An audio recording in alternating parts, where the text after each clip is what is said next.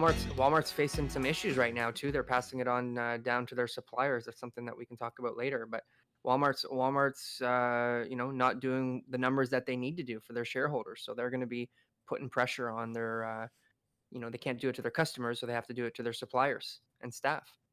Yeah, and I mean, right now it's a perfect time for something like that because the suppliers just need cash flow. They don't. They'll give up some profits to keep that spigot open, right? Mm. Wow, this is going to get interesting. I mean, I'll be honest with you. As I'm reading the articles in the news, my positivity is diminishing quite a bit.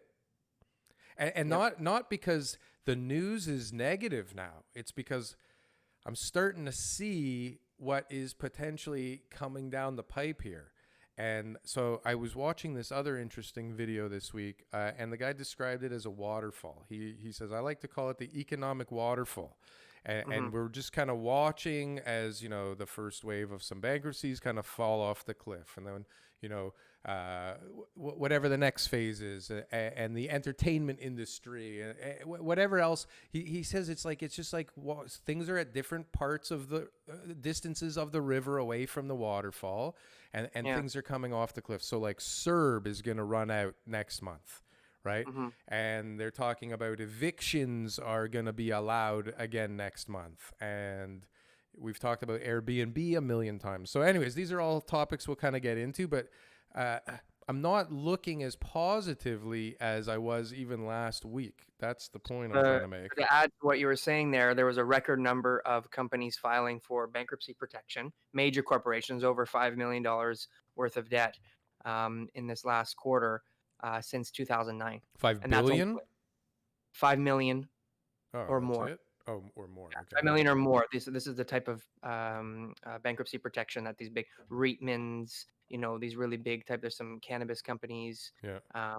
big retailers Yeah. filing for protection to reorganize and get their businesses back on track. And that's just the beginning. I mean, those are just the people who are most vulnerable, I guess. Yeah. So we're going to start with a couple of things that just talk to the strong market, and then we'll get into all this other stuff that I believe definitely speaks to, at least temporarily, a weaker market here in Toronto. But I could be wrong. We're going to talk about what's happening, not what I think. So, Okay. strong market. So the price of your Toronto home keeps going up, defying COVID crisis. The price of your home in Toronto or GTA keeps going Mm-hmm. up and up, defying COVID crisis. There is no denying that, Nope. right? Nope. There is Pressure on prices for sure. not one person anywhere saying that prices have come down since this thing happened. Yep. And so what do you do, right? I mean, somebody said to me, I'm going to wait until prices go down before I buy.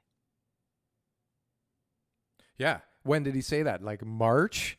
No, that's 2 days ago. But people have been saying that since March 12th. Oh, People have been saying that for the last 14 years that I've been sure. selling real estate. Sure. Okay.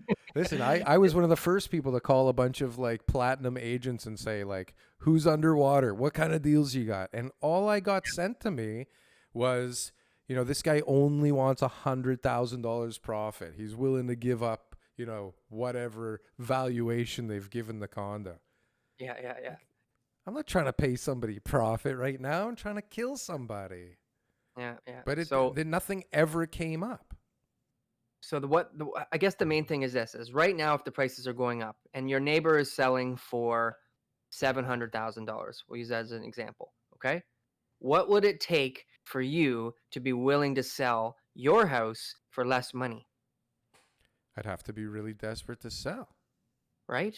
I'd have to You'd be have. so desperate that even the appreciation, because listen, as prices go up, technically your house, the value, your equity is going up, right?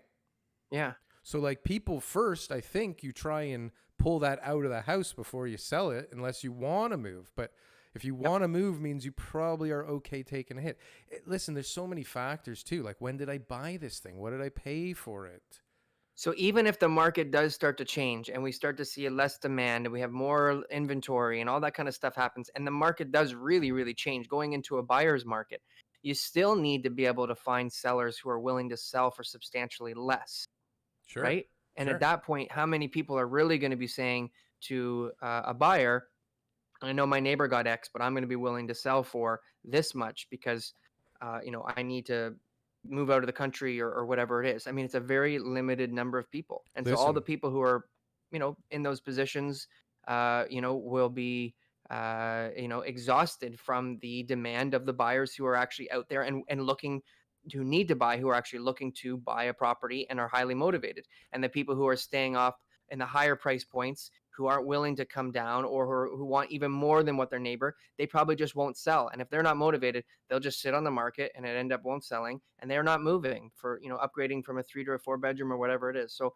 there's a lot of things that have to happen for prices to come down, and well, our ability. it's like, what percentage of the people that are listing their houses are in that category, Exactly. And right? is the ability of the buyer um, restricted to be able to purchase your home? That's been the only case in Right. any market downfall that has caused major price corrections, when there was no longer buyers who were able to buy the homes at the prices that were existing prior.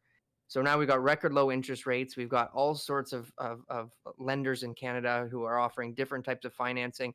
They've been, coming up with new ways to be able to create financing for people. Mortgage applications are at an all-time high.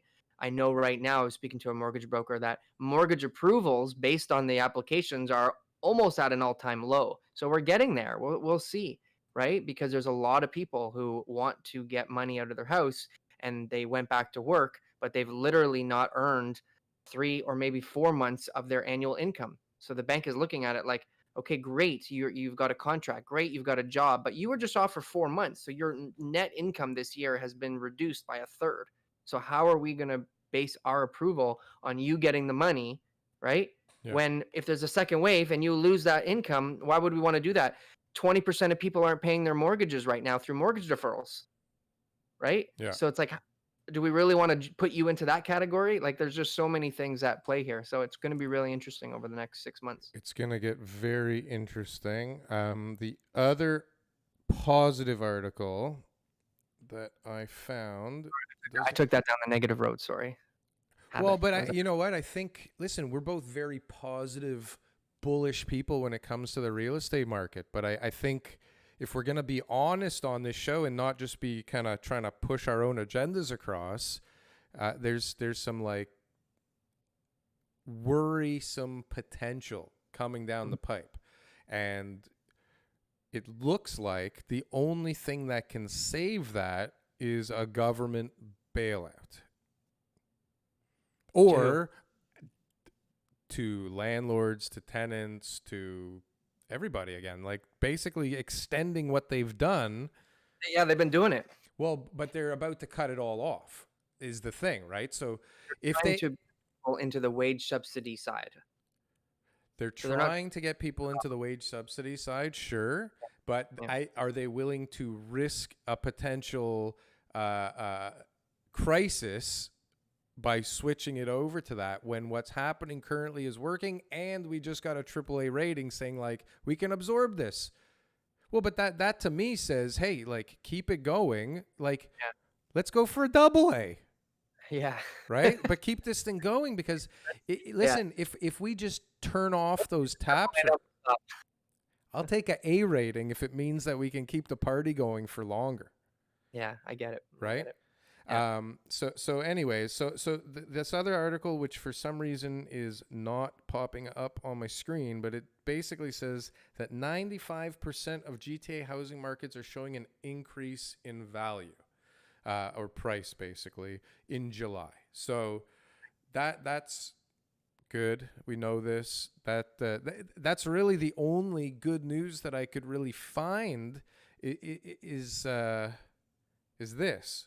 So that doesn't mean that it's going to be bad. I'm a little nervous that if all of a sudden we have 400,000 evictions going on, coupled with the Airbnb inventory, coupled with we had, I think, 3 condo launches this last week, which I don't believe has even happened in peak times. I think Sublease market is like people are moving out of the city. Like there's a lot of stuff that are gonna give some downward pressure on pricing for sure. immigration is off. The switch is off right now on immigration. Well, so what it says here, and we talked about in the last episode, is that they've kind of started the express entry invites into Canada. Now, they're not letting people in, but they're getting people ready to come in when they're ready, which Immigration is off right now. It's not happening. immigration is definitely not happening. And even worse, there was an article here that was talking about. Hold on, let me just load it up here. Uh, Another Canadian real estate headwind. International students told to delay plans. So Yep. basically, what they're doing is they're saying, hey, we're not letting you in to go to school. We're going to be doing it over the internet. You'll still get your degree from here. You'll still get credits from here. We don't know when we're letting you in, but stay away. Yep. I had a tenant give notice 2 weeks ago that they're not coming back and they're going to sublet their room out to another U of T student downtown Toronto So from Asia. but they found somebody, or they're just planning to find somebody. They found somebody. It's not done yet, but the main thing is they're staying in their home in Asia. They're going to finish school at home, and they don't need to come to the unit downtown Toronto Bay and College. So they're gonna sublet the room and get their degree the way that the school is offering it. And I don't know if that is all choice or if it's necessary. If that's just what the government's Well, they're um, saying here in the article that even if you have a student visa, you're not getting in. yeah, there And you go. then, I mean, I'm sure there's a bunch of political stuff behind that too, not only COVID safety. I don't know if Mhm. we want to get into all the craziness that's going on in China right now, but um, I don't This want to. episode I don't want we'll to get dedicate. political, but there's a lot of stuff going on in China right now that will probably, well, either speed up the immigration like crazy here or Mhm. slow it down Mhm. really, really crazily. Yeah. So Okay. we can get into that in another topic, or maybe we can have a special episode Great. about that because there's a Immigration, lot of stuff to talk immigration's about. off right now. Yeah, immigration's off. Immigration is off.